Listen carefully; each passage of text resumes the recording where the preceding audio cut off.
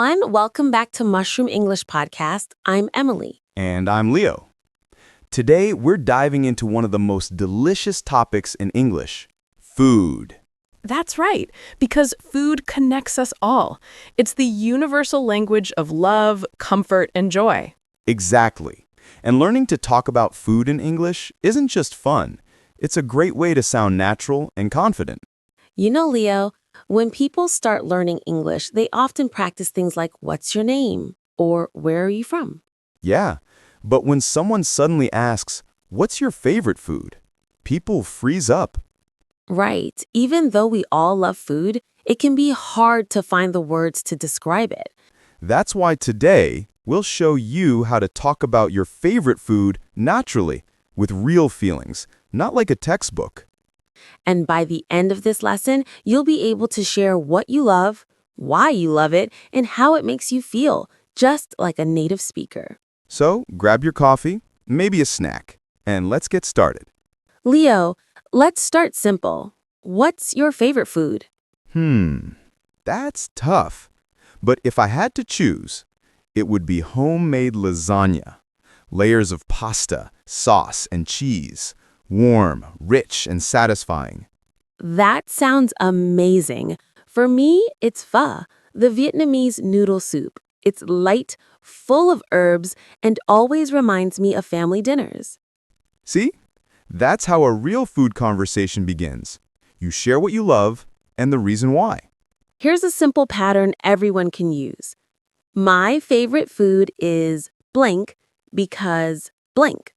For example, my favorite food is sushi because it's fresh and healthy. I love pasta because it reminds me of Italy. I like chocolate because it makes me happy. Perfect. The secret is always the why. That's what makes your English interesting and emotional. Now let's add some flavor with adjectives, words that make food come alive. Yes, try these.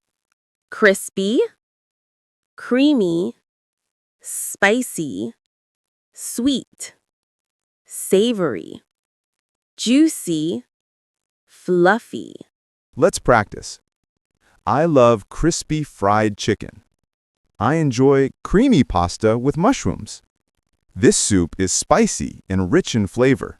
When you use adjectives, you don't just say what you eat, you show how it feels. Okay, everyone, your turn. Repeat after us. I love noodles because they're comforting. I like mangoes because they're sweet and juicy. I enjoy bread because it's warm and soft. Beautiful! And don't forget, smile while speaking. Your voice changes when you smile. Exactly. English isn't just about grammar, it's about feeling. Food is powerful because it carries memories. Let's add that to your sentences. For example, I love rice soup because my grandmother used to make it when I was sick. I love grilled corn. It reminds me of summer nights. Chocolate cake makes me think of birthdays and laughter. See? When you add a story, people don't just understand your English, they understand you. Now, let's flip it. How do you talk about food you don't like? Ah, good one.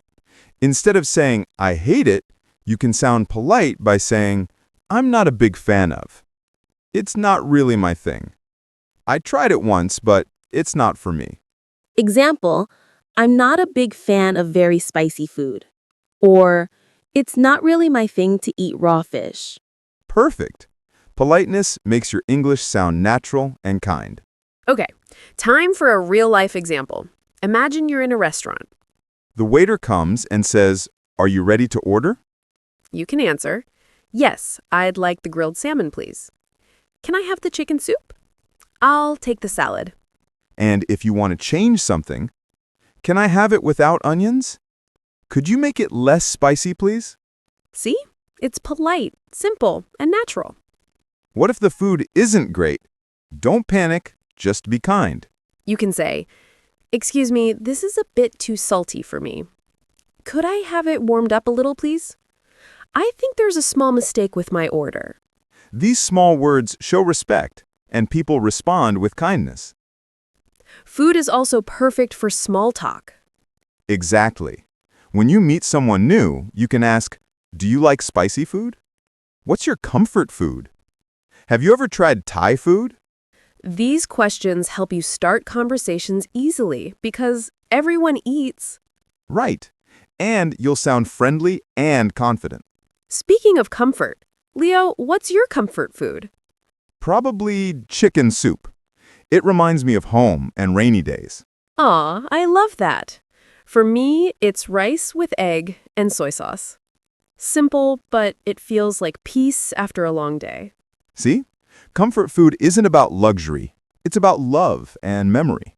Let's learn 7 more words to describe food naturally. Tender, flavorful, aromatic, rich, light, tangy, delicate. Examples: the steak is tender and juicy. The soup is flavorful and aromatic. This dessert is light and delicate. When you use these words, you don't just speak English, you paint with it. Food idioms make English fun. Let's try some. A piece of cake. Something very easy. Spill the beans. Reveal a secret. Cool as a cucumber. Very calm. Have bigger fish to fry. Have more important things to do. Full plate. Busy schedule. You can say, "Don't worry, this lesson is a piece of cake." Or, "I can't go out tonight. I have a full plate." And remember, idioms make your English sound colorful, just like seasoning in food. In Japan, people say itadakimasu before eating. In France, meals last for hours. In India, food is shared with the whole family.